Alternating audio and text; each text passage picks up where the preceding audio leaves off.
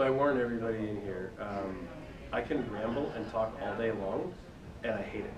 So I very much like to make it very discussive, and since it's a smaller group, which I actually prefer, I was telling you guys before, yeah, I have tons of notes, and I've had this conversation many times, but I like to make it as personal as possible.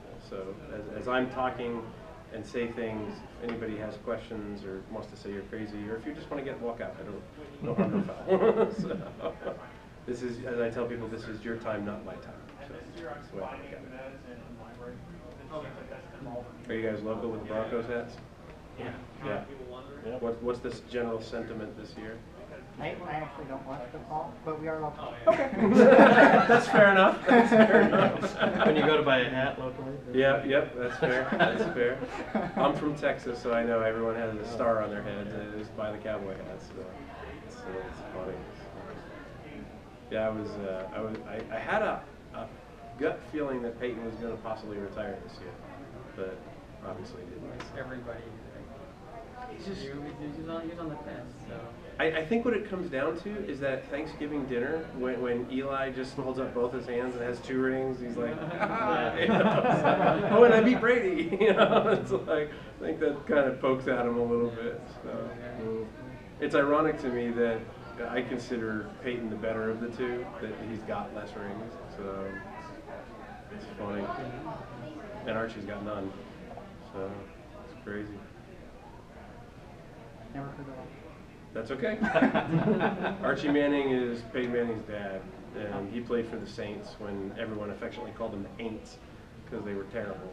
And he was good, but they just bad team. Never, I don't even think he got to the playoffs, let alone had a chance to win a Super Bowl. And then ironically has, you know, 2 sons that are universally known. They're like the Kennedys of the NFL. It's kind of crazy. I think Cam is moving on. All right. So I was a Boy Scout, and it's 5 o'clock, so I'm prompt about starting on time, so we can get started on time if you guys are okay with that. So thank you for coming. I'm Scott Morris. I'm Vice President and part owner of a board game company called Arcane Wonders. Just to give you a little bit of background about me. I do not come from the board game industry. I actually come from high-tech industry. I have an architecture degree, and I spent 16 of my years in corporate America with Dell. I left Dell about a year and a half ago when they were going private, and I've always been in the board game industry from the peripherals, and I had an opportunity to partner with the owner of Arcane Wonders, and I told him, this is what I want to do, this is where I want to take the company and how I want to do it. He said, cool, you're just the kind of crazy I like, let's go do it. And we're off to the races. So I've been in the industry for quite a while, just like I said, on the peripheral. I've done reviews, and I've done what I call closet designing, which is where you do designing and you do development, but you never get your name on anything and you never get credit for anything, which is not so prevalent nowadays because of Kickstarter and all the ways that you and I can just say, hey, we got a game, come go, and make it happen. But it's still out there from time to time. So what this talk is designed to be around is how to pitch a game to a board game publisher, which is a very broad spectrum, very broad spectrum. We could literally do that right here, where I could say, what's your game, what's your game, what's your game, what's your game? But you're on the spot and you're not prepared for it, so I would never do that. There's a lot of different ways we can take it, a lot of different things we can talk about. But the overarching thing that I always want everyone to know is this is an opinion from me and our company, not a general like how-to with everybody in the industry. Everyone in the industry is very different. There are people in the board game industry, especially when you get into like Fantasy Flight and companies like that, there are people that have been in the industry for 30 and 40 years, and they've seen it go from a dinosaur type thing of only people in dark corners play board games to what it is now, where you'll see people at a pub or a restaurant, whipping out Love Letter or any kind of pub game to sit down and play openly, and it's a lot more accepted. So they've seen kind of the whole broad spectrum go. And then you have people like me who've been in for about a year, quote unquote, officially in terms of actually working in the industry. And everyone has different likes and different dislikes. Personally, but on top of that, they have plans for their company. So, for example, Hasbro and Wizards of the Coast makes Magic the Gathering. If you have a trading card game and you're going to try and pitch it to them, it better be the greatest thing on the face of the planet, because they really don't have a need for that, right? It's going to be a lot harder to pitch them that kind of game. Conversely, somebody like us, who I consider ourselves a small publisher, we're about $1 million to $1.5 million a year company. With us, we look for a certain type of game, and that's usually what you run into in the industry. I always tell everyone, you could have the greatest idea for a game. It could be perfectly designed, it could be beautifully illustrated, it could be the best mechanic combination in the world, but if it doesn't line up with what my company is trying to do from a business perspective, it just may not work out. And unfortunately, that happens a lot more often than not. You'll hear a lot of people as you pitch games to board game publishers that will tell you that it's a lot of timing and a lot of needs. A great example that I like to share is I designed a game called the Firefly Dice Game, which is going to be coming out later this year from Upper Deck. And I had done that about 2.5 years ago with them prior to even working with Arcane Wonders. It went through a lot of iterations and a lot of craziness. But at the time, when they were looking at the game, Press Your Luck dice games were big. Zombie dice was big, Martian dice was big.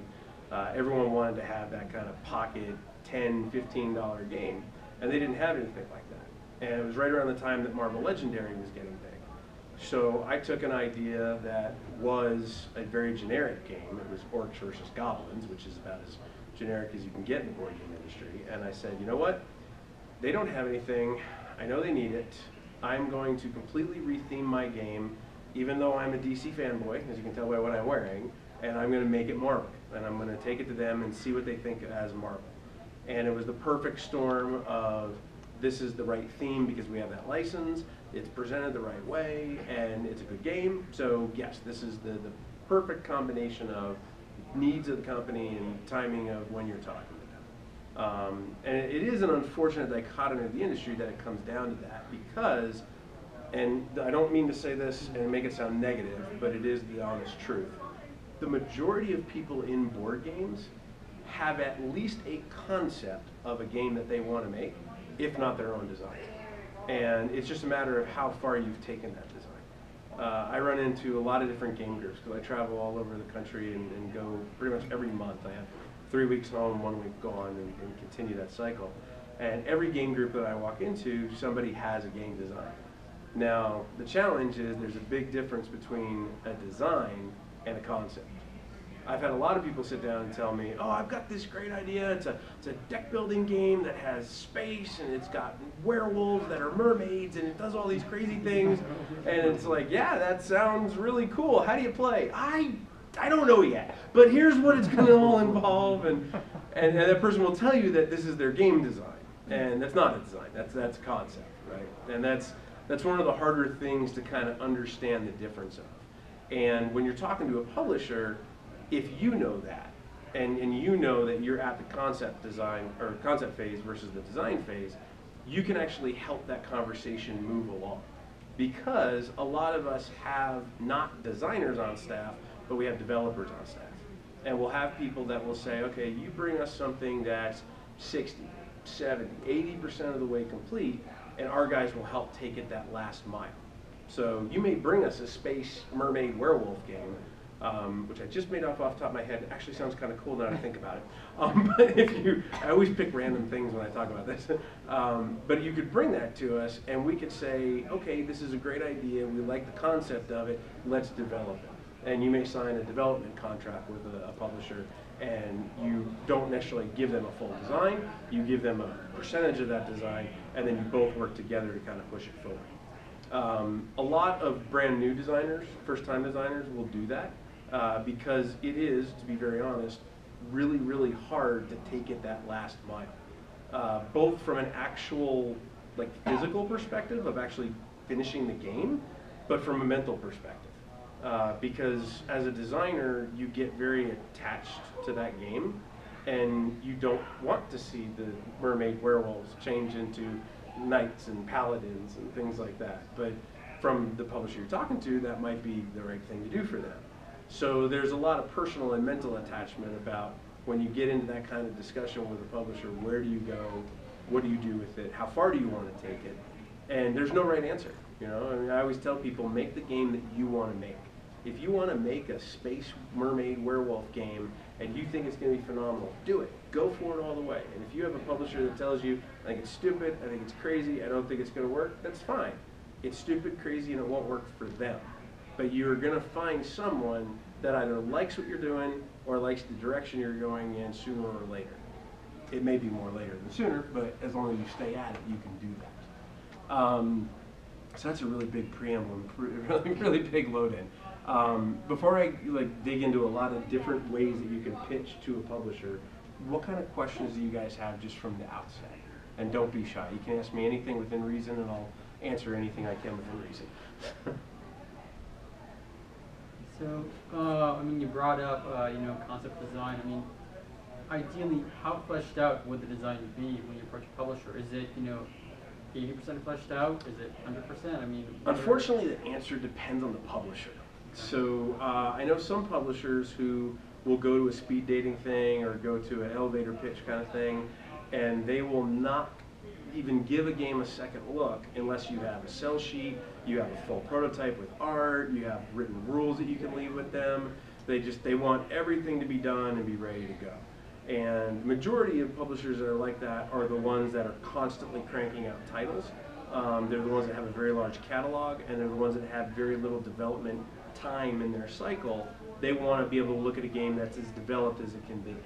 The publishers who either have a developer on staff or a designer on staff, they're a lot more open to what do you have, right? They're the guys that will look at something and you may show them text on cards and there's no theme whatsoever, it's just mathematics, and they can get it and they can roll with it and they'll work with you on it. So it really does kind of depend on the company. But in general, the ones that have larger catalogs of games are looking for more developed games, and the ones that have smaller catalogs of games are usually looking for more conceptual designs to help take it that next mile.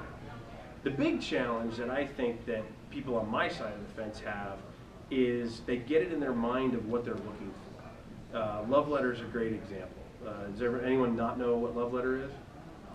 Okay, so Love Letter is a game by AEG, Alderac Entertainment Group. It is a pocket game. In fact, I think I have one in my bag. I might be lying, and if I am, y'all can stone me and kill me, but I have Batman. Okay, this is the Batman, shocker, I have Batman. This is the Batman version of Love Letter. This is the entire game in a bag. It's 16 total cards, and I think maybe 20 wooden cubes in here. And it's a deduction game. It's a very simple 2 to 4 player game. You can play in 15 minutes, you can learn it in 5. And because of that, because it's this size, because it's so small, and because it's so inexpensive, because it's just cards and a couple of cubes, the bag is actually more expensive, I think, to make than the entire game. It's become ridiculously popular.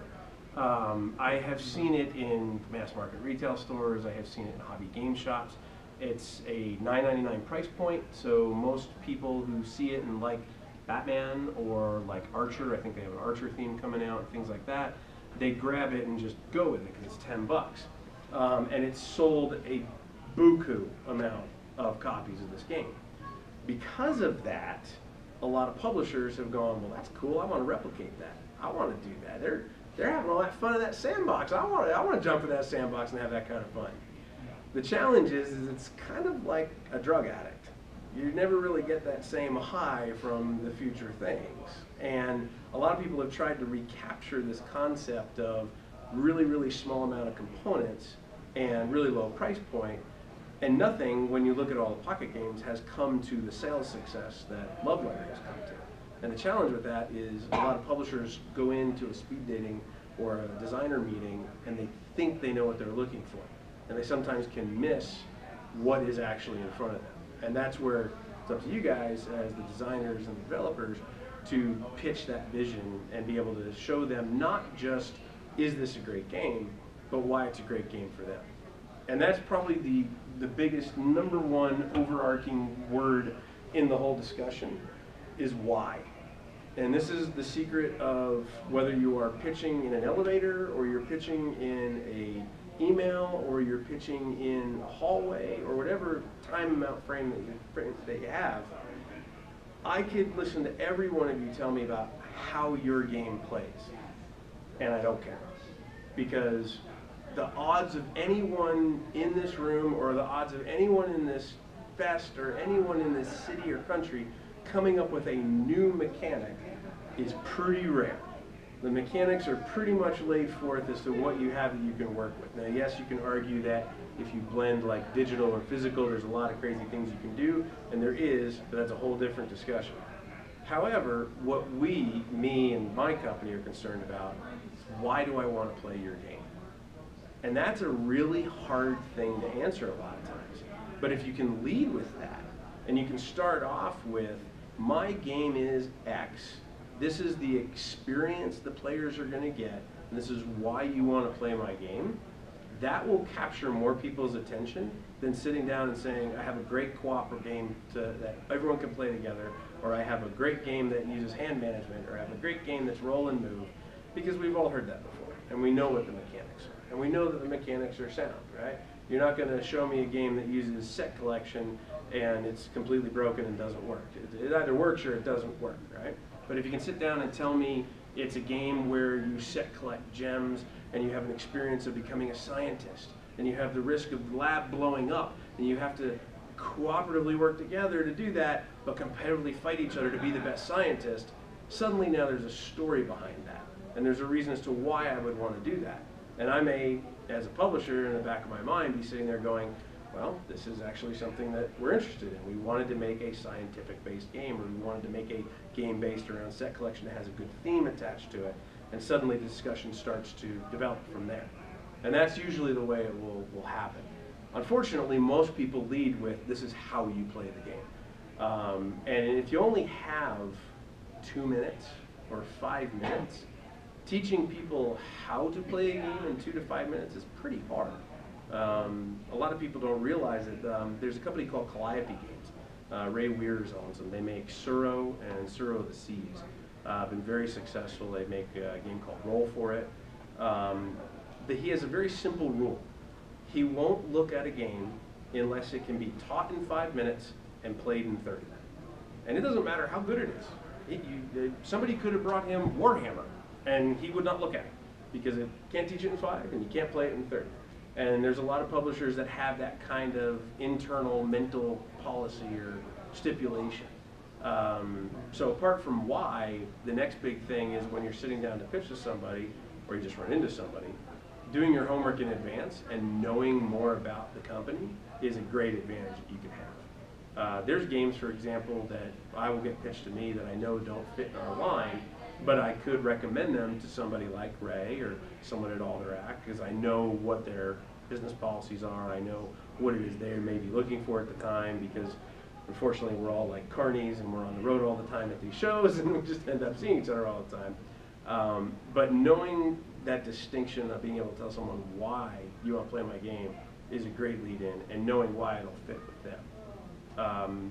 We do, has anyone participated in a speed dating or speed gaming thing? So they're really fun, they're really crazy. A lot more conventions are starting to do them. Traditionally, the way the idea works is it's like speed dating, where one person sits at a table, the other set of people will revolve around the table. Usually have 5, maybe 10 minutes, depending on the convention and how much time they give you. And generally, the way I've seen it is the actual designer with their game will be at the table, and then us as publishers will move from table to table. And it's stressful, just like speed dating may be, if anyone's ever tried it, because you sit down and you're like, hi, I'm Scott, I'm a publisher, and you're like, hi, I'm Bob, I'm a designer. Great, go ahead and go. And you try to cram everything into that 5 minutes, because that's all you got.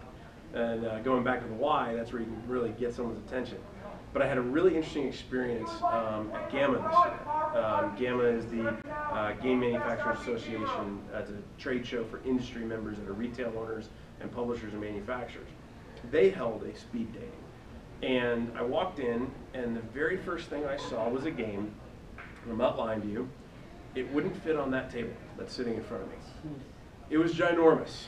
And it was all about the world of Emily Dickinson, the writer. And I was like, okay, this is bizarre enough. Let's get started and let's jump in, right? So got through that, and that's kind of started the tone of the speed dating. But what blew me away was the second table that I went to. The second table that I've probably been through in the last year and a half, about 20 speed gaming things. And of those, 2 games coming out of those are games that we seriously looked at. And of those 2 games, we didn't sign either of them. So the odds are challenging. But I'll probably never forget this gentleman that I met at GAMA this year. His name was Ben Nagy. And I sat down, and he had 5 cards sitting in front of him. He was in a suit and a tie. And he said, "Hello, gentlemen, who are you with?" And I said, "We're with Arcane Wonders." He goes, "Excellent." Reaches down into his bag, and he pulls out 2 folders, had our company logo on it, had his name, his logo on it. And it was really simple. It was 4 pieces of paper. The front page was like a cover sheet. The second page was, "This is my game. This is why you want to play my game. This is how great my game is," like a little pitch about it, a little sales pitch about it. The second page on the inside was, "This is why it's good for you." It was, "This is why I think it'll fit in your game line. This is how I think it'll be beneficial for you from a business standpoint. This is how I think it'll be different in your catalog." And I was like, wow. And he goes, "You like?" I'm like, your game may suck. I like this. I'm like, it's amazing. You took the time to understand me, to understand my company, and understand what we need. And then what blew me away is I looked in his bag, and he had a folder like that for all 19 publishers that had come to this thing.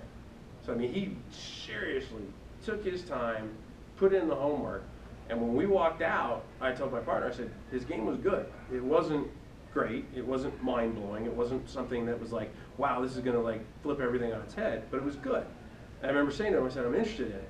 And I remember hearing as I'm walking out, 400, 500, 600 publishers, the dude with the folder was good.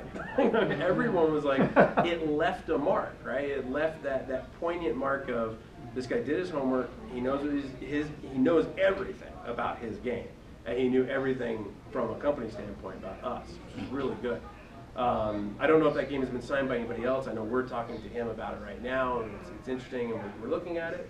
But things like that are little things that can separate you and distance you from the pack, so to speak. Now, the fun part, the really fun part about pitching to a publisher is it can happen in multiple different ways. You can do it at shows like this. We're doing a speed dating thing tomorrow. Don't quote me on this. I want to say it's between 3 and 4, but it might be at a different time, so you may want to check schedules. But it might be at a convention like this. It might be in the hallway where you just circle of friends end up circle of friends. It could be an official meeting type thing where you email them and say, "I want to be part of pitching a game design to you." It could be in a full development thing. There's some publishers that will actually host days to come and pitch to them at their offices. Those are usually the larger ones, and they're looking for full built-out designs as much as possible. The email is probably the best one to talk about because it's the hardest. Because there's no emotion, there's no personality, there's nothing but a piece of paper or a screen, glass again, and whatever you put into that pitch. And when we're in person, if you were pitching me your game right now, I can tell immediately how passionate you are about this game. I can tell, is this a game you love? Is it your baby? Is it something you put your heart and sweat and tears into? Or is it just another design in a series of designs that you're working on? There's a lot of people that do that. There's a lot of people that have like 6 to 8 to 10 different designs at once, and it becomes more of a mechanical thing than a passion thing. Whereas the people who have like 1 or 2 designs, you can see that they're putting their heart and their all in. Neither is good, neither is bad, but you start to see that. Mm-hmm. And in our industry, passion is a really good thing, because as a publisher, I only have so many resources available to me. And if my designer's on board, and my designer is like extremely passionate about the game, that's an advantage to me, because then I'm going to be able to have them as a marketing engine when we're actually making the game. And if Rick loves his game so much, then I can bring Rick to shows, and I can sponsor Rick at local conventions and things like that to get him spreading the word about the game as well. So that's a big thing. And an email, that's really, really hard to convey, because 3 simple words on email can mean totally different things to totally different people. Not just in how the email's received, but in the attitude they're in when they get the email, right? We're all human, and we all have bad, crappy days where we just hate life and hate email and don't want to deal with it, and it's always a crapshoot as to when that happens. What I always tell people is when you're pitching on email, make it short, make it sweet, and get right to the point. Same thing before about why I want to play the game. I don't need a history about where the game has been and what it's gone through, and this started as a game in Camelot and now we're in Epsilon 14 in space, and I don't need the 3 years history in between all of that. We'll get that as we go along. Well, again, what I want to know is, why do I want to play this game? What is the experience it's going to give me? What is the experience it's going to give the consumers? Once I get all that, then we can get interested in it, then we can start to find out all the backstory and all the history. Unfortunately, a lot of times in email, people will send War and Peace. And it could be a novel. It can be a lot. Brevity is key when it comes to email. You want to use things that will excite people, things that will inspire people, get them interested in what it is you're trying to sell. Because at the end of the day, that's what you're trying to do. You're trying to sell your idea, sell your design to us, and make us get excited about it. The easiest way to do that is to put your passion into it and get behind it. Like I said, in person's a lot different. In person, you can get a lot more emotion and a lot more feeling across around how you want to get that out there. The number one mistake that I see everybody make once they've made a pitch is they don't close the deal. And I don't mean that in the sense of, do you like my game, please sign it, and let's write a contract. What I mean is taking it to the next step. You could pitch me a game today, and I could like it or dislike it, and unfortunately, the majority of those discussions end with, thank you for your time. And not me saying thank you for your time, the designer saying thank you for your time. As a designer, this is your livelihood from this game. Depending on how the publisher signs it, how they license it, you could get something that's a royalty-based contract that goes off to sell like 300,000 copies, or you could get a flat fee and walk away, and someone could just pay you a good amount of money for your design and do whatever they're going to do with it. It's really up to you to ask questions. And unfortunately, a lot of designers don't do that. So some really great questions that I like to hear from designers, and I wish I heard more, are things like, do you like what you've heard? Big mistake people say is, do you like what you see? No, I don't like what I see, because what's in front of me is a prototype 99% of the time. Unless you have access to some super high-end 3D printer that makes these awesome spaceships or anything, you're probably showing me something that's on cardboard or foam board or paper printed out, and that's fine, because that's what it is. That's the way we do our playtesting. It's all whatever's handy, right? So people will always say, do you like what you see? And the answer to that is really no, I don't like what I see, but I either like or I don't like what I've heard. I either like the passion, I like the concept, I like the vision of where you're going, I love the experience it's going to provide, and things like that. And a lot of people don't even ask that. They don't ask, do you like what you've heard today? That's a big question to ask. And be prepared for no.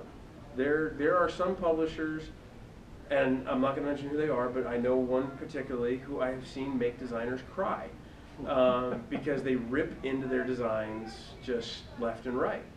And that's okay.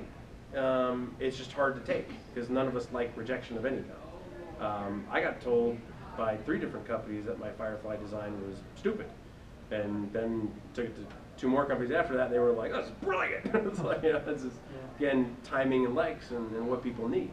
The other thing is, if someone says no, if somebody says, no, I don't like the idea, or no, I don't like the design, or what's usually the more honest answer from a publisher, which they don't give and should give more often, is, I like it, it's just not for me, or not for our company right now.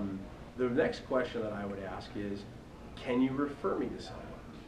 This is amazing how few times this actually gets asked. But like I said before, we're all kind of carnies and we kind of float from show to show. We know each other. I know guys at Fantasy Flight, I know guys at AEG, I know guys at Days of Wonder, I know guys at Asmodee. But I guess actually there's only one company now because they all bought each other. Yeah, our joke is it's Asmo Days of Fantasy Wonder or something like that now. So But anyway, we know a lot of different people, and across the realm. We know people who are full bootstrap publishers who are doing it all with their own money. We know publishers who are Kickstarter publishers who are looking for whatever the next hot thing is. So there is no harm and no foul in saying, you seemed interested, but it doesn't sound good. Can you refer me to somebody?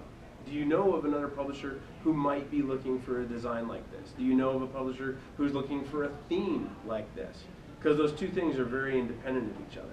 You might have a game, again, using that werewolf idea. You might have a werewolf mermaid idea that is, let's say it's a worker placement game.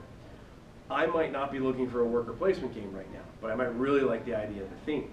And I might want to contract with you to do development work around taking your ideas and your passion, your thoughts around that theme and changing the mechanics of the game. Or I might know someone else who will.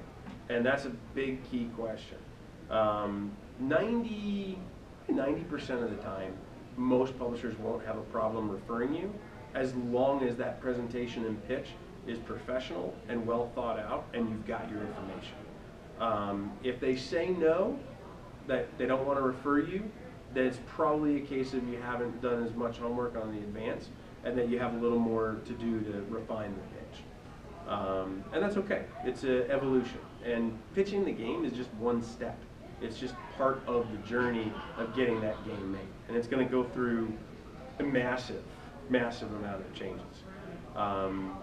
Going back to the discussion earlier about the emotional piece of the attachment of the game, for me, as a designer, the hardest part about my Firefly game was going through something called blind testing. Has anyone ever done that or been part of that at all? Okay, if you haven't, I highly recommend this.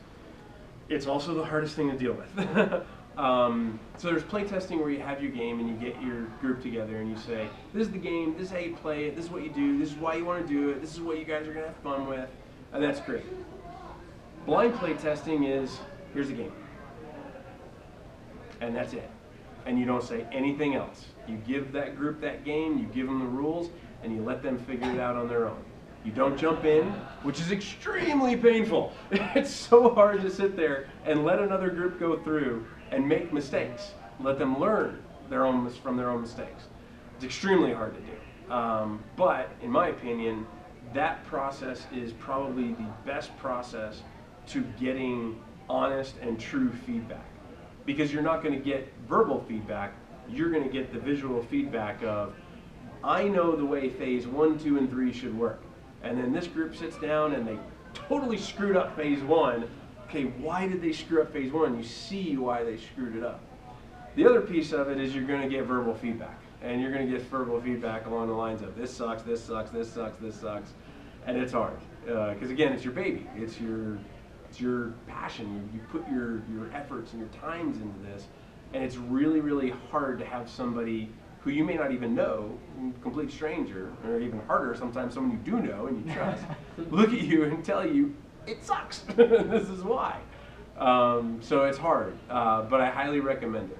More often than not, I have no idea around numbers on this, I just know from our experience of what we've looked at and what we've kind of gotten past certain gates, the people who have blind play tested have a better chance of getting signed by a publisher than people who haven't.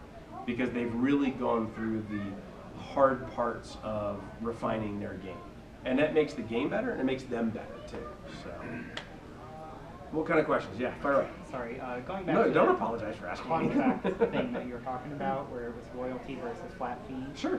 Can you talk a little bit about under what circumstances your company offers one over the other to a, Sure. to a pitch, and Sure. how much is typically offered? And $10 million. Well, what sort of things, like, is it completion that determines how much is offered or how much is signed, or is it? Sure. So that's a lot of questions all at once. Yeah, but it's good. it's a ton. But it's a good discussion. A lot of people don't realize a lot of this stuff, and it's good.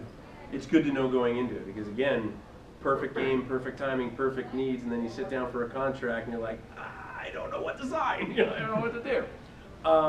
Some companies have very strict contracts and this is the way it is and like it or don't like it, we're not changing anything.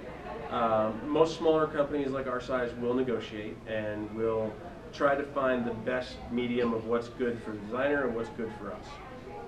In general, you're basically looking at one of two types of contracts. You're either looking at what's a flat fee contract, which is I pay you X amount of dollars and you sign over the design rights of the game to me, and then I can go do whatever I want with it. A lot of first-time designers will do that purely to get their name on a box. They may sit there and think, well, you know, it might sell 100,000 copies, it might be amazing, and it might not, it might suck. I just want my name on a box. Sure, here, give me X amount of dollars and I'll get it going. There's nothing wrong with that type of contract either. I've signed contracts on both sides of that fence. I've been a designer and a contract for that, and I've been a publisher, developer, and had that contract signed. They're simple.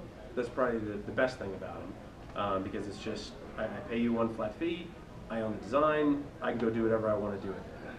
There's a lot of clauses that I would tell any designer to put into a contract like that. The first one being that you have ultimate choice over how the design is treated. And that's hard, because a lot of times if someone's going to sign a contract with you where they own the design, they want to make the decisions. But if you really want your game to stay Werewolf Mermaids, then you want to make sure you have final say and final write-off. A lot of times the way those contracts will get worded will be that the company has the right to develop the game, but that the designer has the final kind of veto power around, is this good or is this bad?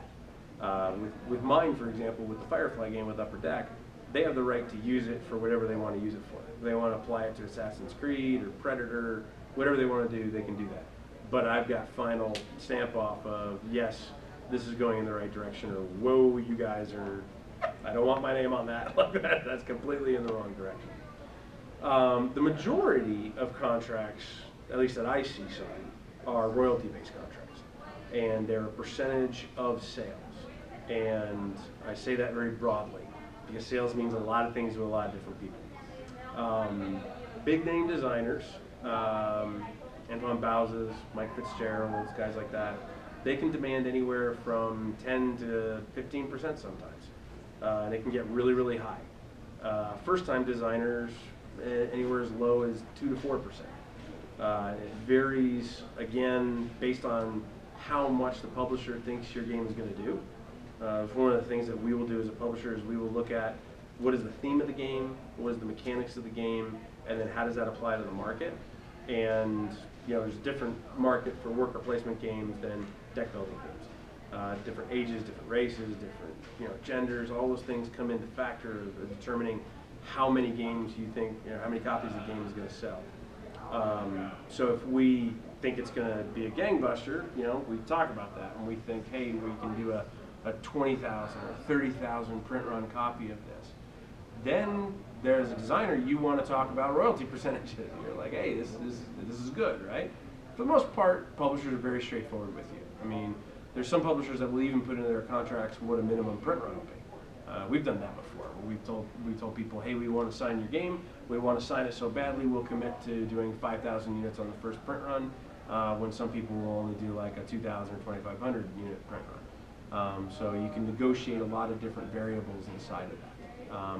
But generally, new designers, anywhere between 2 to 4, maybe 5. I always tell you, that's a game in and of itself. Don't ever devalue yourself. Don't ever devalue your own design, and fight for what you think is right. If you think the game is good and you're talking about a royalty-based contract and you want to start off with like a 7 or an 8%, make them argue a reason, make me argue a reason as to why I should only pay you 4 or 5%. But know where your limits are. You want to know when you want to walk away and when you want to say, okay, yeah, I'll accept that and move forward. For the royalty-based, would another factor into considering how much effort has already been gone into the game when it's signed to you? Sometimes. So great example of that is maybe we're going to sign a game that is like 90% of the way done. And then that's on one hand. And then on the other hand, we have a game that's 50% of the way done. If I look at that as a publisher and go, well, that's probably going to take us, this one's going to take us maybe 6 months or 9 months to actually develop to its finished state, versus this one I could go to print in maybe a month and a half, yeah, I'm probably more inclined to weight those percentages differently because my team will have to do more work, and I pay them a salary already. So why should I pay the designer a higher percentage of that? The other factor that goes into that, though, is how much involvement the designer is willing to continue with. A lot of designers will come to us. We had a guy once come to us. Here's my game. This is a great game. It's phenomenal. It's gonna blow you away. Okay, great. Sit down, check out the game, and it blew us away. And we were like, wow, this is like, it's like Lego meets Star Wars, and it's awesome. Let's do it, right? You know, like we love the idea of it. And we started playing it, and Brian, our president, is a mathematical whiz. And the first game we were playing it, he goes, "Game's broke." And I'm like, "What do you mean?" He goes, "Watch, this game's broke." And I'm like, "Okay." He goes, "I'm going to do one thing, and I'm going to do it over and over again, and I will win this game." And we're like, "Okay." And he destroyed us by like 40-something points. He destroyed everybody. And we were like, wow. We're like, okay. And we're like, okay, but this is okay because it's math, right? It's just math. It's just numbers. We can fix this and we can figure this out. We're like, yeah. So we take it back to the designer and we're like, hey, like the idea, like the concept, but there is a problem. Like we found a problem in it. Nope, there's no problem. Okay, we found a problem. No, there's no problem. Okay, so here's the deal. If you say there's no problem, we'll walk away. But if you're willing to say there is a problem, we want to work with you to develop it and get it down the road. And then it became the discussion of, cool, that's great. I don't want to be part of that. And I was like, okay, well, we like it. We want to move on with it.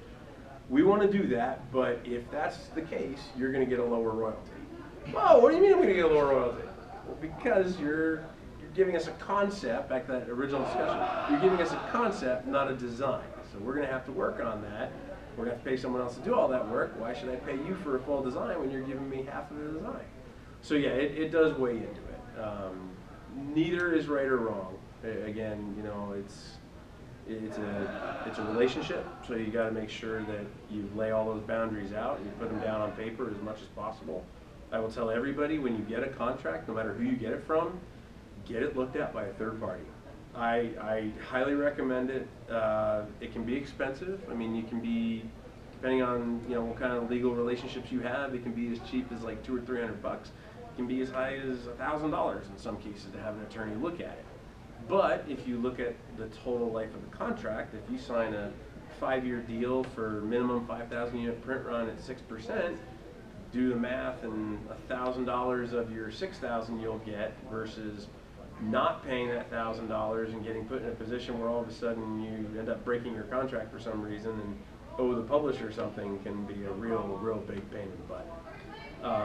The number one thing from a contractual perspective that publishers look at is that you are willing to sign the rights that you own that game that you're giving to us. So there's a lot of stipulations and a lot of wording in there that, if you sell me a design of a game and you don't own it and I get in trouble, you get in trouble. And that's probably the trickiest part of the contract, because quite frankly, in my opinion, as someone who's been a gamer for their whole life, there's a lot of games that are very similar to each other. And there's a lot of games that you can look at from a pitch perspective. I hear people pitch all the time. My game is like this game and this game had a baby. And that's great, that's cool, because I can relate to that. I can start to understand, hey, I know that game, I know that game. However, if it's too much like this game and too much like this game, it may be into a legal blurred lines thing of, I don't really feel comfortable with making 6.5 wonders when there's 7 wonders, right? So that's kind of some of the challenges with that. So that is definitely a big recommendation, is to get a third party to take a look at the contracts. So, yeah. Also, if you sign a game from a designer, does that designer have an easier chance to do like sequels to that game, or? Yes, us. I can't speak about anyone else in the industry. We will specifically put in our contracts that the design that is being sold to us is for that design, and that future work against that design will be with that designer. So we are very big around, from my standpoint, when I sign a designer, for example, we just signed a game last year at Gen Con, Chris Leader, who designed Roll For It for Calliope Games, designed a game called City of Gears. We loved it, we signed it, and at the time when we signed it, it already had 2 expansions built and ready to go.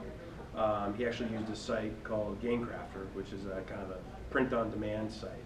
And he had those 2 expansions ready to go, but we were like, I don't know if we want to do those or not. We definitely want to do the base game. And he goes, okay, well, I know I want to do the expansions, so how do we fix that? And we specifically put into the contract that, yes, if we make expansions, you will be the designer, you will be the one we contract with, and make sure that was in there from the get-go. So definitely yes. From my standpoint, we want to make it a relationship. We don't want to just sign a design and print the game. I want to sign a designer, and I have the vision of making them part of a pool of a larger family and bringing that family's greatness to everybody that's out there in the industry. Sorry, there. So with you didn't see behind you? What's wrong Yeah. with you? Oh my God! With like continued development and if you're participating in the development, how does that work? Or is there like a point where you can become an employee at a company, or how does? Not generally. Generally, it's done. You're not getting paid for it, right? I mean, you're getting paid based on either your flat fee or your royalty in the contract for when things sell, which triggers something I need to go back and talk about that in a second. But in terms of ongoing development, like what we like to do, we like to have like bi-weekly calls with the designer. So we want to sit down and we want to say, okay, our playtest teams, our internal employees, we've done X, Y, and Z over the last 2 weeks. You gave us wearable mermaids. We've gone to mermaids underwater, back to the more natural stuff. What do you think? Get your input, start to give you feedback from what we got. You know, you as a designer normally will have your own play groups as well. So you, in parallel, may be doing changes on your own. And it's more of touch points of kind of taking those 2 worlds and bringing them together. I would demand it though. As a designer, there's a lot of publishers that will tell you, yeah, we're gonna work with you. It's great. And then they like disappear because they got like 9 other projects they're working on.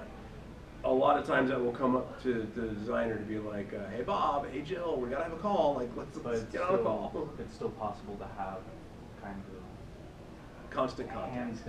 Hands-on. Yep. On the actual. Yeah, I prefer that personally, and I think, I don't want to speak for everyone, but I would think the majority of publishers prefer that, right?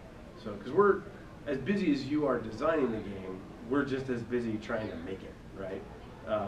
City of Gears is a great example. City of Gears is a really fun game, but the concept of the componentry is really complex. And it's literally taken us 6 months to work with manufacturers just to get to a point where we can say, okay, this is everything we want to come in the box. And that's a lot of, quite frankly, really boring, really monotonous work where you're like, oh, that thing's 2.5 millimeters, this needs to be 1.25 millimeters, and that piece goes into that piece, and it's just, it's not wow, it's not sexy, right? You know? So the design is fun. The playing the game, the developing the game is the fun piece. So, you had a question too? Yeah, so since you've been on both sides of it, the designer and the publisher side, sorry if this is too personal too, but how much money are you typically looking at if it's a successful game for the designer, say like a 4% royalty? Yep. How much is he typically looking at after, 3 years of sales, something like that, and versus a typical game? So successful versus typical sales. So successful and typical are really broad, but that triggers back to what I thought of before. So before when we were talking about contracts, I told you that the percentages of sales and sales is really broad. There are some people who will sign a contract with you and say the percentage that you get paid is based off of MSRP. Very few will do that.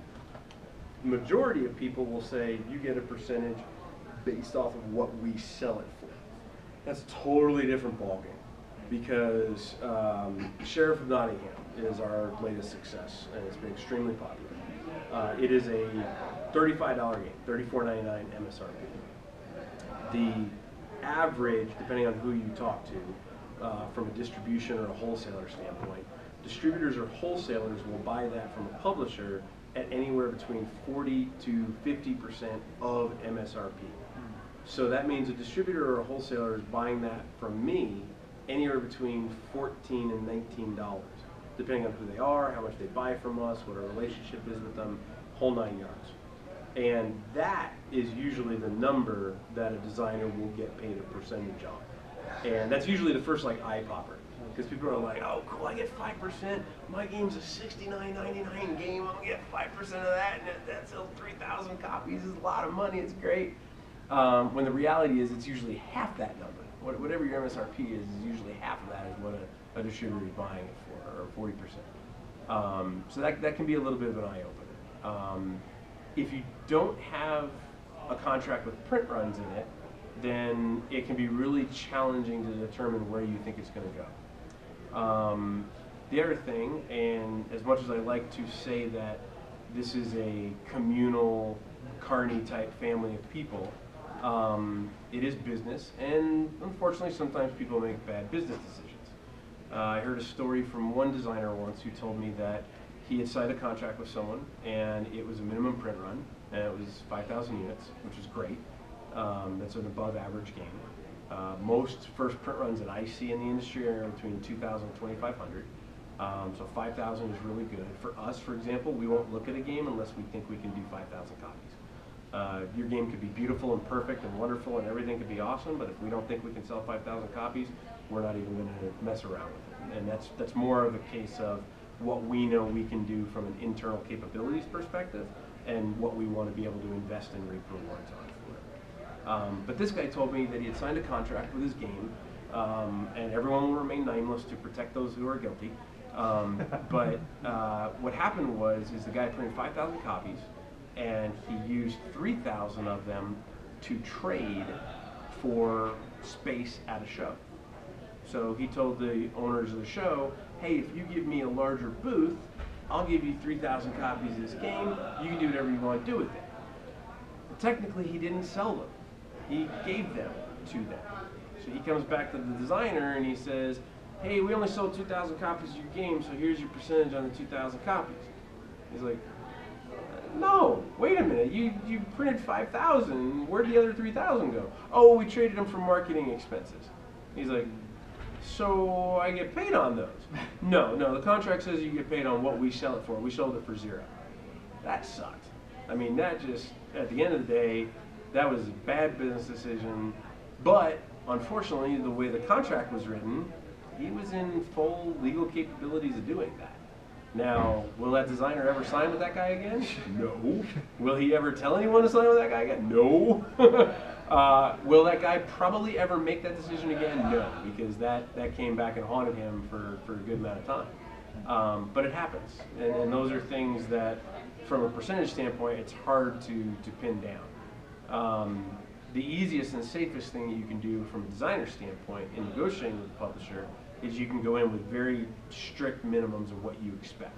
You can go in and say, I want X%, I want X print run, because I believe it will do this much, and again, make a publisher tell you why it can or can't do that much, because it's our job to make it, our job to sell it, your job to design it. And the other thing is to negotiate, and this is harder, but you can negotiate sometimes around how much you want used for marketing. You can say, of a 5,000 unit print run, I only want 10% used for marketing. That's harder because from my standpoint as a publisher, I want freedom with that. I want to be able to be at a show and have a guy come up to me and say, hey, I've got a YouTube channel, it's got 10,000 subscribers. Cool, I never heard of you. Here's a game, go review it. I want to be able to do that. But if I do that, if I give them that game, the way most contracts are written, you're not going to get paid on that game. It's an advantage because if that guy goes out and reviews the game for his 10,000 subscribers, and of those 10,000 you only convert about maybe 1%, you get 100 more sales out of it, which is great, right? But as a publisher, I want to have the freedom to be able to do that. I don't want to be limited by it. Doesn't mean you can't negotiate it, you can't ask for it. I always tell people, ask for the world, and make anybody tell you that you can't get the world, right? So, but it can be as little, if we're actually talking actual dollars, I've seen as little as $1,000, $1,500 per contract. I've seen it go all the way up to $20,000 for initial print runs of things. obviously, in today's world, the way some board game companies are going, if you make a design and it gets slapped to an IP that's amazing, yeah, sign a percentage and lock in a 5-year deal and run away with it, right? Because like, as Jay Little, who's here, can tell you, you know, if you get your name slapped onto something with the word Star Wars on it, yeah, you know, it's not gonna sell. You know it's gonna sell. The other thing you want to make sure of with that is you want to make sure that A, you have a choice. For example, my game I sold to Upper Deck, I had the final vote and the final say-off, but I remember this clearly. It was a soul-crushing moment for me to be on the phone with them, and they go, hey, because it was more of a Legendary game that I sold it to them as, we're killing the Legendary game. And I'm like, what? They're like, yeah, we're killing it. I'm like, wait a minute, okay, time out. You paid me, so I'm not paying you back. And they're like, yeah, no, that's cool. I'm like, what happened? Like, we were going so good, it was moving along great, and I'm sitting here like crushed, like ready to cry like someone shot my dog. And they're like, yeah, we just decided to change it. We're making it Firefly. And I was like, holy shit. I was like, you're kidding me. I'm like, just a person, I'm a huge Firefly fan, and they knew that. So again, timing and needs, it worked out very well, and it was amazing. But had I not liked it, and this is not to piss off my wife in the back of the room, but if it was like Twilight, I probably wouldn't have been as excited about that, you know. And while it might have been a great IP, I might not have always, you know, yeah, I want to put my name on that, you know. It's like so. But yeah, you just like I said, you want to ask for the world and make sure that they tell you that you can't have it. Cool.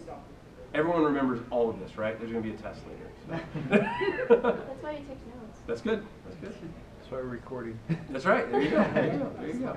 At the end of the day, there's no like secret formula, right? There's nothing that I can tell you that is a lightning rod that will say this is how you pitch your game to every publisher, because we're all extremely different.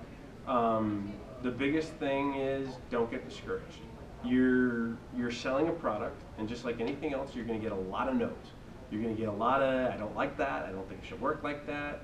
From a design standpoint, the best advice I can give you is don't make swapping changes to your game.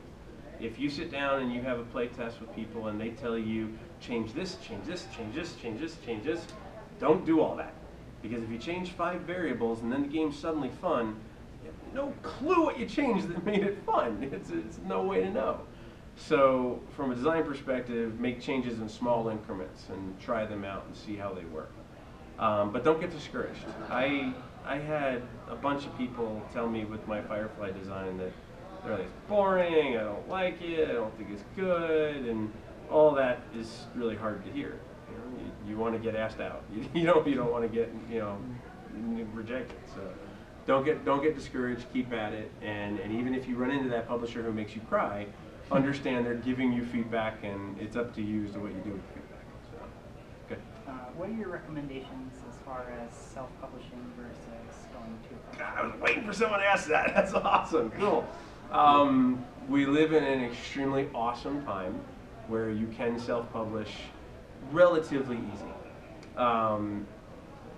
Kickstarter, Indiegogo, and everything in between from crowdsourcing, I think personally is awesome because there's a ton of creativity, there's a ton of opportunity, but it is not a jackpot like cash cow of just pull the lever and you get a bunch of money out. The people who are successful at self-publishing are the people who know marketing really, really well. They're the people that know what imagery is going to sell their games. They know what story is going to compel people to play their games, and they have a reason for you to play that game. That's hard. That's really hard to put together and make it a solid pitch. The other kind of flip side to that is the dangers of self-publishing is that you are the designer, you know a lot about your design, you know everything about how it works, you know everything about it plays, and you have no idea or any clue about logistics, about shipping, about like legal stuff. I'll ask this question. Does anyone know what the little CE on the back of boxes is for? No. Okay, so pick up a box next time when you get a chance and look on the back, and it's kind of weird, but it's like a C, and then that same C with a line, it looks like an E. And I'm not going to tell you, that'll be your homework, you can go figure out what it is. If you don't have that and you try and sell in Europe, good luck. And it will be disastrous, and I've seen many Kickstarters who are, hey, this project's EU friendly, and you guys are going to get shipped from Germany, and you don't have to pay $4,000 for shipping. And then they don't put the right things on the boxes, and the European Union says, thank you, here's your junk back, and you can't sell it here. So there's a lot of risks when it comes to self-publishing. And the best thing you can do if you want to self-publish is educate yourself as much as possible on the actual business of board game manufacturing than the actual designing of board games. Because that's where the pitfalls will get you. I've seen a lot of people be very successful in Indiegogo, very successful on Kickstarter, and they get their games, and they're beautiful, and the games are great, and they play great, and they're fun, and then they lose all their money in logistics and shipping. And they collect $80,000 on a Kickstarter, and they spend $72,000 shipping it. And the $8,000 in between does not make the game. So that's probably the biggest risk. Now, what if you were doing the Kickstarter for the logistic costs? Sure, like subsidizing shipping through some of the payments? Or like yes. shipping, printing costs? Yes, you can do that. It's depending on the project, can be risky. Kickstarter backers, Indiegogo backers, they view themselves as investors. They don't view themselves as consumers purchasing a product. They look at it as, you're going to make a game for 50 bucks. I could probably go buy that game on the shelf if you're successful, because you're only going to get 1,000 to 1,500 backers, and you're probably going to print 2,000 to 2,500, which means the extras are all going to go into distribution, which means it'll be on my friendly local game store shelf, and I can go buy that game and get it whenever I want to. So they usually will want something more than just the generic dollar. They want to say, okay, if I want to buy it from you for 50 bucks, I don't want to have my $50 subsidize some guy's shipping over in Australia, right? I want my 50 bucks paying for what I'm getting. So it can be risky. It's across the board though, and it's across the board successful depending on how you implement. Eagle Griffin's a great example. Eagle Griffin Games, I feel like they run a Kickstarter every week. They have a bunch of them. They have a huge catalog of games. I think last time I talked to Rick Schran, their vice president, he said they had like 170 games in their catalog. Yeah, I know. I'm like, how do you do that, right? I laughed with him once because I'm like, you have a game for you got to have a game for everything, right? Somebody could come up to you and say, I want to play a game of Mermaid and Werewolves. You should have that game in 170 games in your catalog. But they will charge full price shipping to anybody, anywhere in the world. If you're in Australia and you're buying a $30 game, it's 35 bucks to, ship that game to you. Then so be it. You're going to pay 35 bucks to ship that game to you, and they leave it up to the consumer to decide is that what I want to do. And they're very successful with it. I don't think they've had a failed Kickstarter that I know of, that I can think of. They've done very well with it. There's other people who are flat fee shipping wherever it goes. $7 gets it anywhere. $10 gets it anywhere. That's usually through subsidizing in the costs. Most of the backers who are educated know that, and they'll get a lot of comments about it. So you'll have to be prepared to plan as to how you respond to that. As long as you have a plan to respond to it, that's great. And sometimes the plan is as easy as, yes, Jacob in Australia, Bob in Michigan is subsidizing your shipping. And if Bob's not happy with that, I'm sorry, Bob, we're a small publisher, this is our plan, and this is what we're going to bat with. The key thing about social or crowdfunding gaming is that you're not going to make everybody happy. You will have people who will be pissed off at you no matter what choices you make. You will have people who will love you no matter what choices you make. The big thing is when you do your own self-publishing is, I tell people, you're basically building a community, especially if it's your first time. You're building that community of players who either have known you from local playtesting and sharing the game with them, or are finding you for the first time. And the best way to build that community successfully, be consistent in everything you do. Be consistent in your messaging, be consistent in your comments. Don't flounder or falter, because the minute they smell blood, investors are like sharks and they'll be all over you. So it is very lucrative, it is very possible, but it's got a lot of pitfalls and it's got a lot of dangers. not your company personally, but have you ever heard of someone who does do a Kickstarter or GoFundMe or a GoGo thing, and they got their game out there, but it wasn't successful because they couldn't like do the marketing very Yes. well? Have you heard of them going to publishers and taking Yep. it off? Yep, I have. In fact, I've heard of two things. One more recent than the other. I've heard of that where people say, I have my game. I did great with this game. I did 2,000 copies of it. I backed 1,000 going into distribution, and suddenly a publisher goes, "Yeah, it's a great game. Like, I like it. I love it. I want it in my line, right?" Nothing to stop them as a publisher signing a contract with that person and then doing a more broader reach, right? Especially because most of us have the marketing in channels to get it in print, on web, and advertising in the right places. It sounds easy. It's just it's a lot, right? And usually, again, if you're a self-funding kind of self-publishing institution, you're kind of the CEO, the chief everything officer, kind of doing everything all at once. So being able to get a company that has the backing and the experience doing it is a lot easier than you trying to bootstrap it and do it all on your own.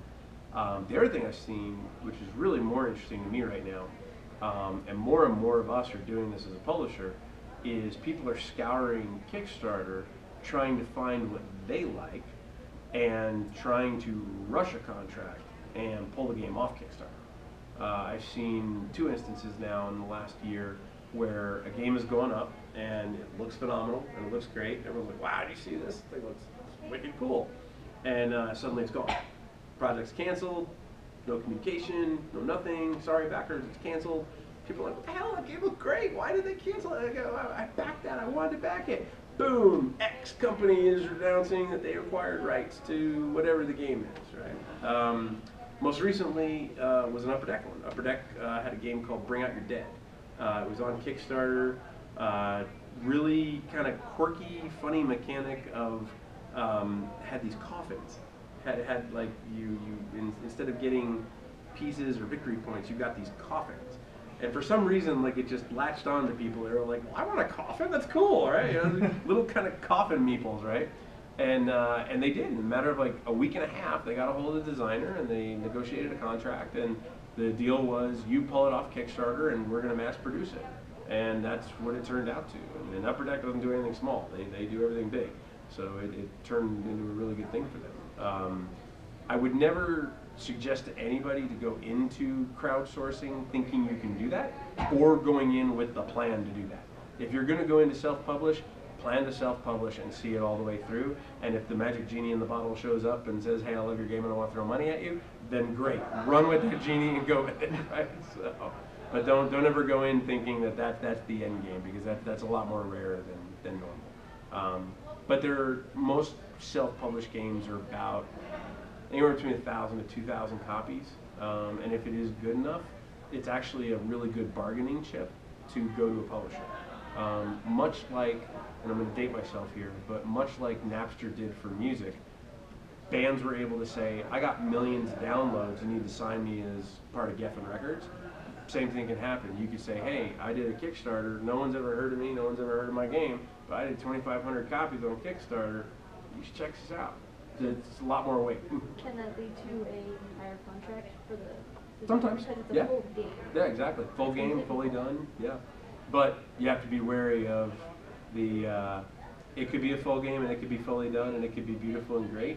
And if the publisher has an idea, don't ever get offended by a publisher telling you, "I love your game, but I really wish that it was this theme, or I really wish that we did this."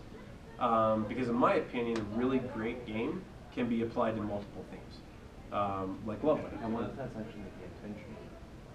To be able to skin it to multiple themes? Yeah. Sure, yeah, there's a lot of, Cryptozoic does that a lot. I mean, Cryptozoic has one deck building engine that I think they've made like probably 20 games out of it, for one thing, and they just keep printing money with it because they did. What artwork do you prefer? Yeah, exactly, yeah. It's kind of crazy. So that can be an intention. That's more world building than game building. Then you're getting into an instance. If you're building it as a mechanic and then you do different themes. Sure, yeah. Then it becomes, from a publisher standpoint, it becomes what do we know from a market percentage will sell. You know, if I have a crazy off-the-wall theme versus a science fiction theme, I know what this will sell. I kind of know what that will sell. And most publishers will be on the safe side and go with what they know versus taking a big risk, unless that big risk is something they're passionate about, right? Like, I mean, I have to admit, when I heard that they were making a My Little Pony trading card game, I was like, really? Like, why? Like, you gotta be. I mean, I'm not denying anyone who's watching this on film, there's 12 million bronies around the world. I know that now, and that's great. But at the time, I was like, you gotta be kidding me. There's gotta be a better theme for a trading card game, right? But the company that made that was very passionate about that. They knew what their target audience was. It's been extremely successful, right? And if I'm the designer of that, I'm not arguing one bit because I'm just counting my money to the bank. And, yeah, it just keeps selling more and more packs, right? So it's never bad to do that. I will tell you, it's very hard to do that. A lot of designers, because you're artistic and you're creative and you come up with different ideas, they tend to design more from the soul of the game than from the mathematics of the game. And the mathematics tend to come over time in playtesting. It's very rare for me to run into a designer who comes from a mathematical angle first and then a thematic angle second. But neither's bad. The people who come from a mathematical angle have a better opportunity of making the theme be generic to go to whatever you want to go to. But it's pretty rare. And I argue as a publisher, as much as I like Cryptozoic and I like their game designs and I like what they do, there becomes a saturation point from a fan base where it's like, okay, it's the same game, you know, and you got to find out what that happy medium is. So, cool. Any other questions? Yeah, I had one. I know in the book publishing world, publishers are typically reluctant to talk to people who've already copyrighted material, so to take it on. Is that a similar problem in the game publishing world, especially if you want to do a Kickstarter, for instance? You want to protect yourself, but how does that work? Yeah, it's tricky tightrope. It's if you, and I think if I understand your question correctly, what you're saying is you bring me a game design that might mirror what Twilight is, but it's not Twilight, right? That's risky, right? Because if I look at us as publishers, I'm not Asmodee, right? Asmodee is like $120 million a year company. They're gigantic, right? And then you go from Asmodee, the next, before they bought them was Fantasy Flight, and they're like 40 million. Huge gap, right? And then you go past Fantasy Flight, and there's an even bigger gap into the companies below that. I'm not taking on Warner Brothers, and I don't want to take on Warner Brothers, right? How do you protect yourself and your own intellectual property then? A lot of that's done through a lot of really fancy legalese in the contracts, but a lot more often than not, it'll be a discussion with the designer of, we like your mechanics, we want to theme it to this. And that's usually how we will protect ourselves. You know, if it's something that's too close to something that's copywritten, we'll change it on both sides, thematics or mechanics. I had someone bring me once a game that I sat down and I played, and it was all of us internally. It was a hex-based tile game, and we're sitting there playing it, and our designer who's on staff, he sat there and he goes, "This is Seven Wonders." And I went, "Holy shit, it is." And he goes, "Yeah," he goes, "Hang on," he goes, so we all have our tiles, we're all drafting, it's all set in ancient Greece, and we're all like, you know, is it Seven Wonders? I'm like, it is. It's Seven Wonders where we're placing a tile instead of placing a card, and there's not much difference. And he goes, yeah, I'm not touching this. I was like, yeah. So that became the discussion of, okay, while it's like Seven Wonders, is there a good enough game in here that we could tweak and change enough? This is the really hard part about this discussion. Is everyone familiar with Ascension? Okay, deck building game? Okay, so Ascension is by Stoneblade Entertainment. It is a game that uses two resources. You deck build like Dominion, you buy cards and you defeat cards and you gain victory points. There is a similar game called Star Rose, which does almost identically the exact same thing. In Ascension, you use runes to acquire heroes and constructs, and power to defeat monsters. In Star Realms, you use cash to buy ships and outposts, and you use power to defeat your opponent's health. One game counts victory points up, the other game counts victory points down, or health down. And I've had discussions with both designers, and I've said, you guys have made the exact same game. Like literally almost the exact same game. And at the end of the day, it was friends, they knew each other, they had the discussion, and they said, you're successful with game X, I want to make game X alpha. This is how I think it'll go, and I want to talk to you about, A, are you going to get all over me and go crazy on me? Or B, do you see it as an opportunity, and what can we do? Can we work together? Are you okay giving me your blessing? We did it. We signed a game that I can't talk about because we haven't announced it, but we signed a game just recently from a designer who had a game with another company, and our game that we designed is the exact same game, twisted mechanics, flipped on its head, but if somebody looked at them, they could say, wow, those are really, really similar games. How are you not like copying his work? How are you not like, that's not a problem, right? But we did what I felt was the up and up thing to do, which is called that publisher and said, hey, this designer's wanting to bring this game to us, this is the rule set, this is what we're looking at.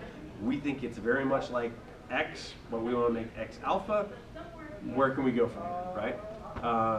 Lots of legal talk, lots of relationship discussion, and it doesn't always end well.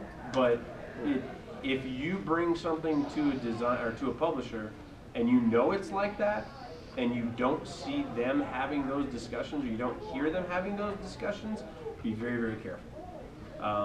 Because at the end of the day, 99.9% of the contracts that are written hold you responsible for the design, not me. And that's where you really want to make sure that things are buttoned up as much as possible. So kind of a related question as far as copyright goes. A lot of publishers, they have designers on staff that are helping to complete these pitches. Yep. What's to prevent a rejected pitch from being taken by like a bad publisher and just running with that idea themselves? Technically nothing.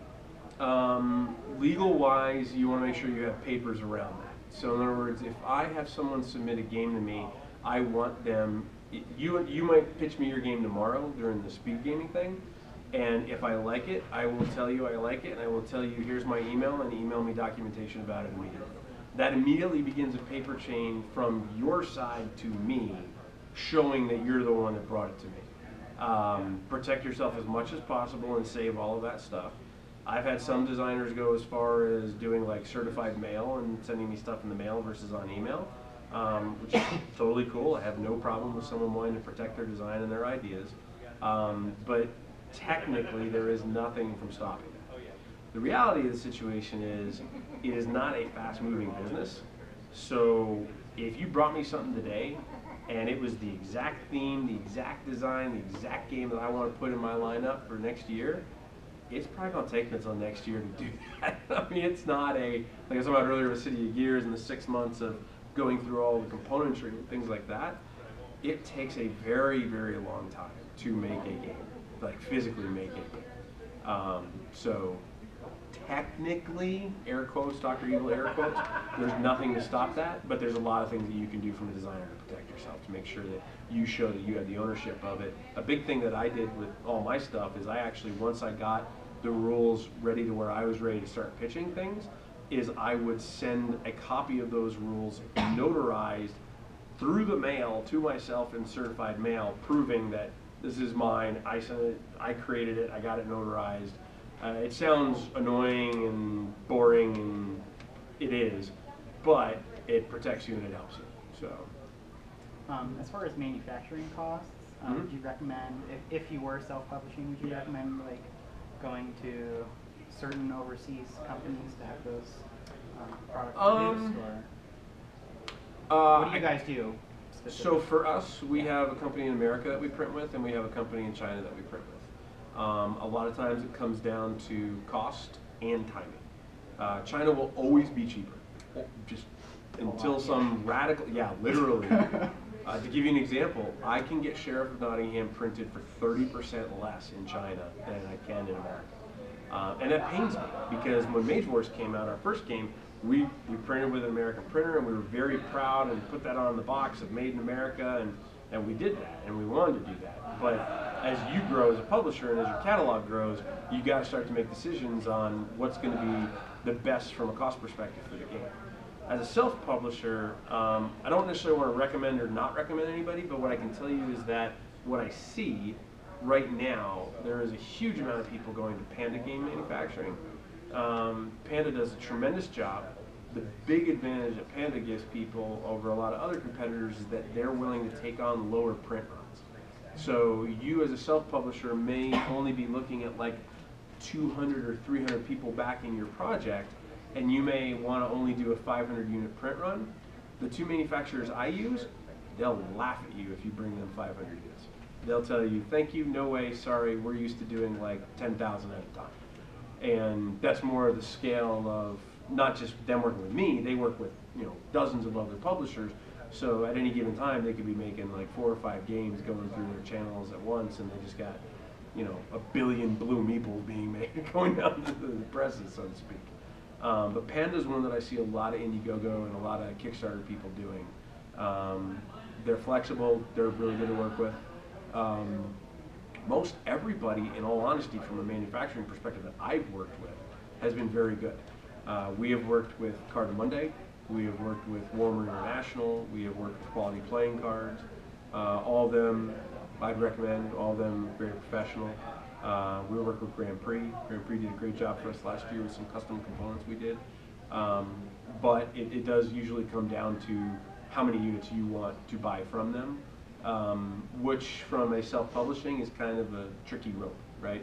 Because you never know, especially if it's your first design, your first program, you might get 100 backers, you might get 5,000 backers, right? I mean, I remember when Zombicide went up and no one had ever heard of Guillotine Games or Zombicide or what they were doing, and all of a sudden people were like, it looks kind of cool, it looks kind of, oh my God, it's $1 million, where did this come from? It's like, you know, this thing just went like a rocket ship up and to the right, which was phenomenal for them. Ironically, from a Kickstarter perspective, people very rarely plan for success. They plan for failure. They have all these like parachutes ready to go, and oh man, if this doesn't work, this is what we're going to do, and this is how we're going to implement that stretch goal, and we're going to get people excited about doing this if it doesn't go that way. Very rarely does somebody go in a room, what happens if we make $1 million? You know, and that's a hard question to answer sometimes. I don't know if you follow a lot of Kickstarter, but last year the most successful product on Kickstarter was a cooler. It was a simple like beer cooler that a guy made. And the idea behind it was really simple. It was Bluetooth, electricity, it had a blender in it. I mean, it was like the pimp cooler of pimp coolers. He made $15 million.